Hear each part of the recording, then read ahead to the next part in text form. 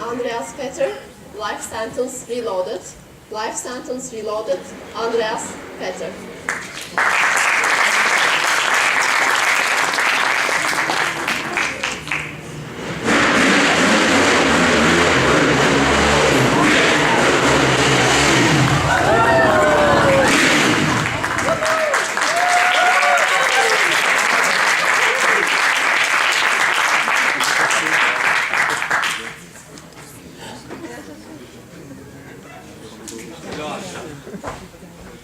Hello, everybody. Hey.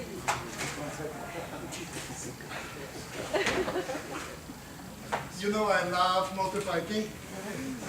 My son and I told you last year a story that we were motorbiking and that I had an accident. And some of you remember the story. Who remembers the story? Wonderful. And because of this speech and what I did in this speech, short to remind you, is I showed you my accident which I had. I showed you my accident. And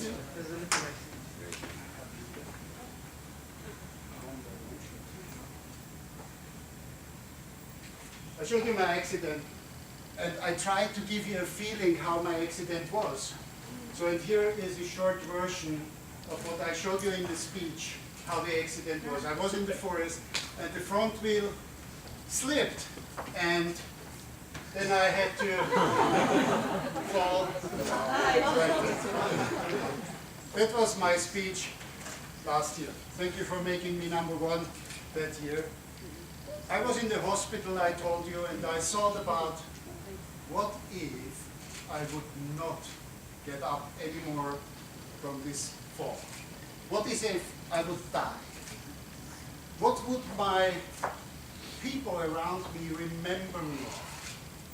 What would my son, who is here in this audience, remember about his death?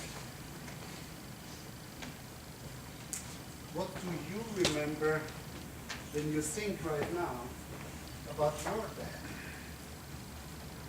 What comes first to your mind? What is it that you think? Can you smell him? Is it a picture? Are those some words you hear? What is it? What do you remember of your dad?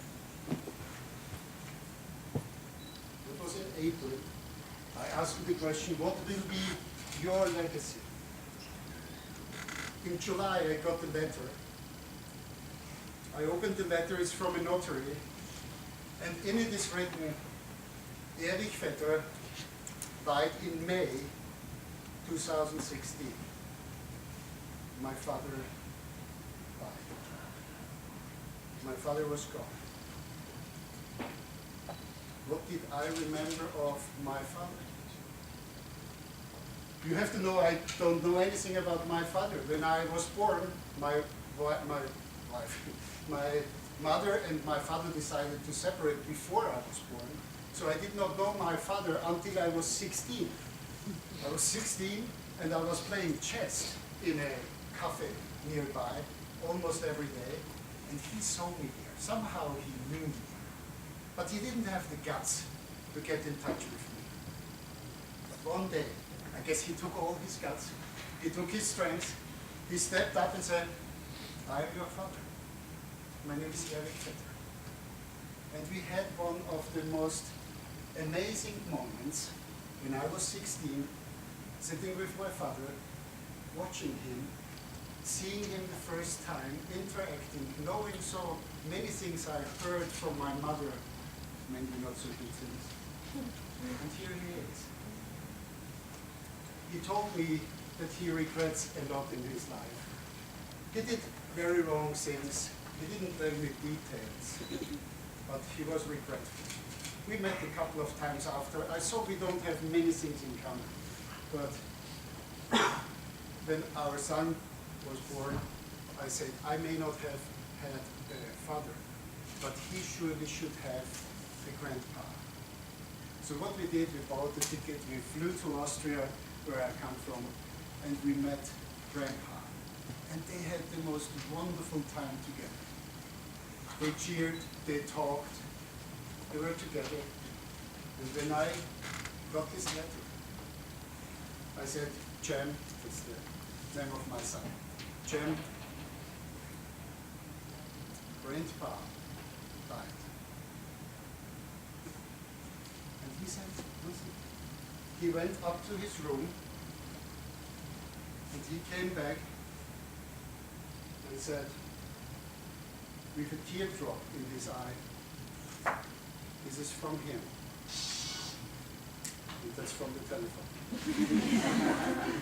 Sorry. That's from him. So he remembered him very precious with this little teddy bear, which he precious till today, and he sleeps every day with this bear.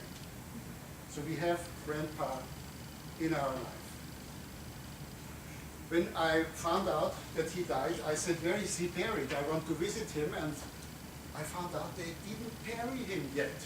I mean, he died in May. Can you imagine? In Turkey, after 1 day, you are down in the earth.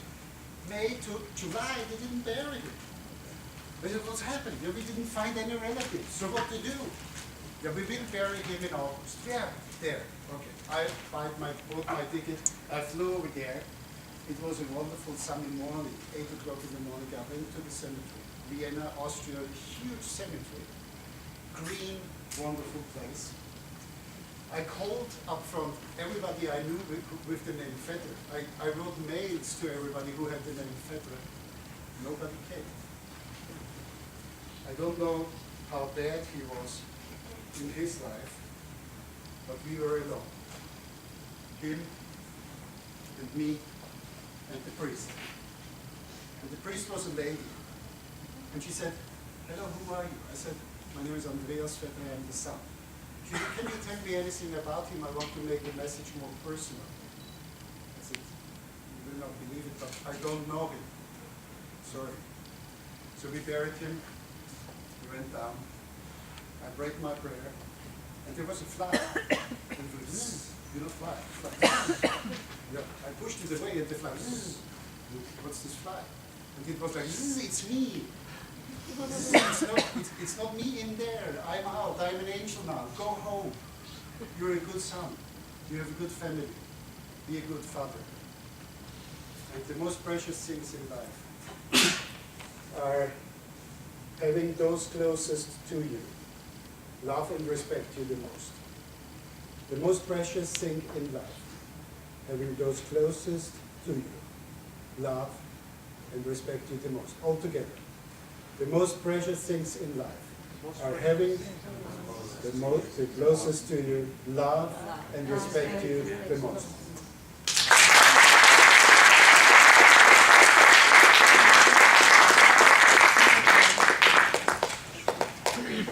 This contest is getting more exciting by every contest.